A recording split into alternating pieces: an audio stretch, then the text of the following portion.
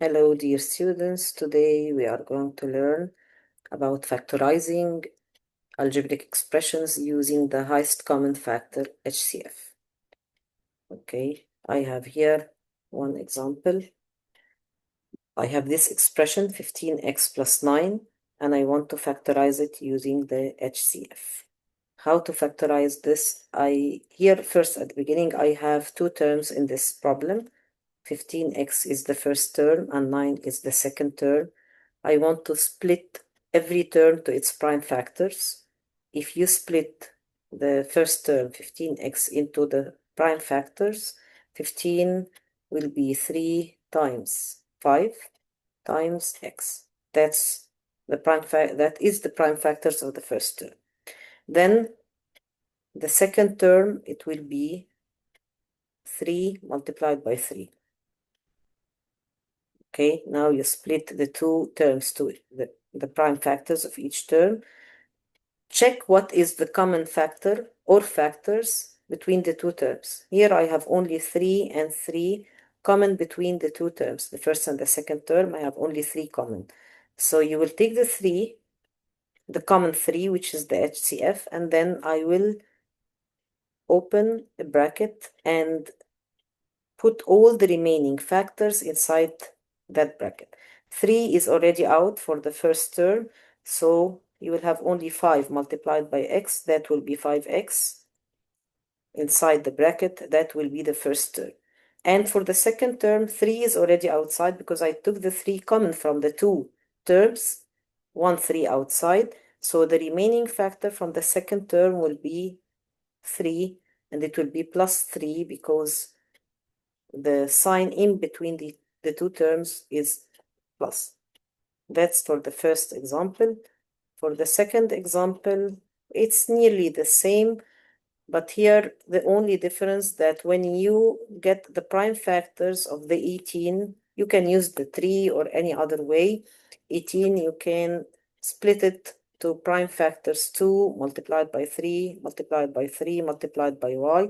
This is for the first term, and the second term is minus 2 times 3. Here, what is the common factor or factors between the two terms? I have 2 common, and I also have 3 common. So the common is not one number like the first example, it's 2 and 3. So you multiply 2 times 3, that will be the common number.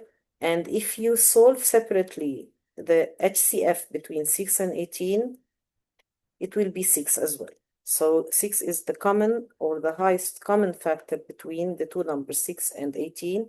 And I don't have a common variable, so it's only 6. And then I open the two brackets and I put inside whatever is remaining from the two terms. The first term, 2 and 3 outside already as 6. So I will have only 3y, and then minus, I have nothing remaining from the second term, but it's not nothing, it's not 0, because this is one of the common mistake. It is 1, because when you multiply the 6 by 3y, you will get the 18y, and when you multiply 6 by -1, you will get the -6. It should be 1.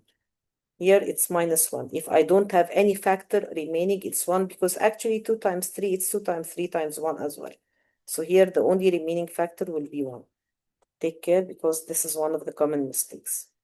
For the next example, I have here the only difference that I have 3 terms, and the 3 terms I will do the same, but with 3 terms, not 2 terms like the previous example. The 12, you can split it into 2 times 2 times 3 times t. And the second term, you can split the 6 into 2 times 3 times r. And the third term, it's only 3, 1 factor. Of course, you can say 3 times 1. And let's check what's common between the 3 terms. It's only 3. I have nothing else, 3. So I take the common outside, and then I open my bracket. Now it will contain 3 terms, not 2 terms, like the previous example. What's remaining from the first term is 2 times 2 times t, which is 4t. When you multiply 2 times 2 again, it's 4t. What's remaining from the second term? 2r, because the 3 is already outside. Okay, what's remaining from the third term, because 3 is outside? Nothing, which is 1. I have only remaining factor 1. Okay, and take care, because this is one of the mistakes that's commonly done by the students as well. Okay, that's it. And if you want to practice more, you can scan this QR code to solve examples from that page, and you can correct, you will have the correction inside the site. Thank you.